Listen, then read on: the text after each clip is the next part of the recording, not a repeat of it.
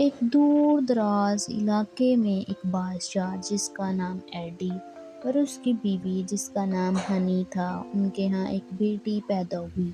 انہوں نے اس کا نام ستارہ رکھا۔ جو پیدا ہوتے ہی اس کا چہرہ اتنا روشن تھا کہ محل کی دیواریں چمک اٹھی۔ اس کی وجہ سے اس کا نام ستارہ رکھا گیا۔ اس کی پیدائش پر عظیم الجشن منایا گیا، جس میں ہر چھوٹی بڑی جادوگرنی اور پری کو بلایا گیا، لیکن وہ ایک پرانی ڈائن کو بلانا بھول گئی۔ جب اس ڈائن کو پتہ چلا تو وہ غصے کی حالت میں محل پہنچی۔ میری بد دعا ہے کہ جب لڑکی 18 سال کو پہنچے گی تو اس کی اپنی روشنی اسے کھا جائے گی۔ اتنا سنتے ہی ملکہ چیخ اٹھی اور فوراً بادشاہ نے اپنے سپاہیوں کو کہا کہ اس ڈائن کو پکڑا جائے، لیکن ڈائن غائب ہو گئی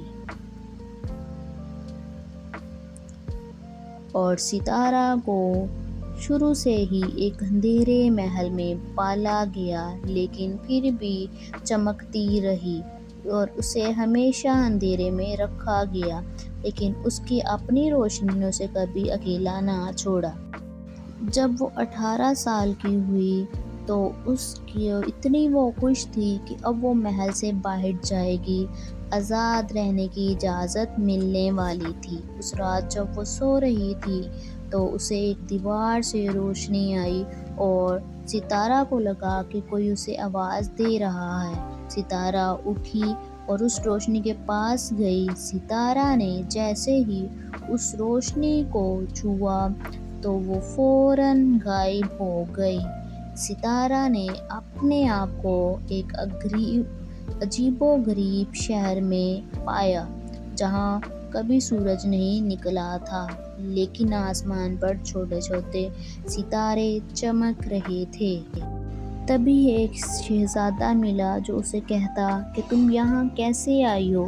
ستارہ نے اسے سب بتایا۔ شہزادہ مسکرایا، تمہیں نہیں پتہ یہ اندھیروں کا شہر ہے، یہاں صرف وہ لوگ آتے ہیں جن کی اپنی روشنی نہیں ہوتی، جو اپنی اصل روشنی کھو دیتے ہیں، مگر میں اپنی روشنی تو کبھی بجھی ہی نہیں، اس کا مطلب تم یہاں نہیں رہ سکتی، تمہیں یہاں پر خطرہ ہے۔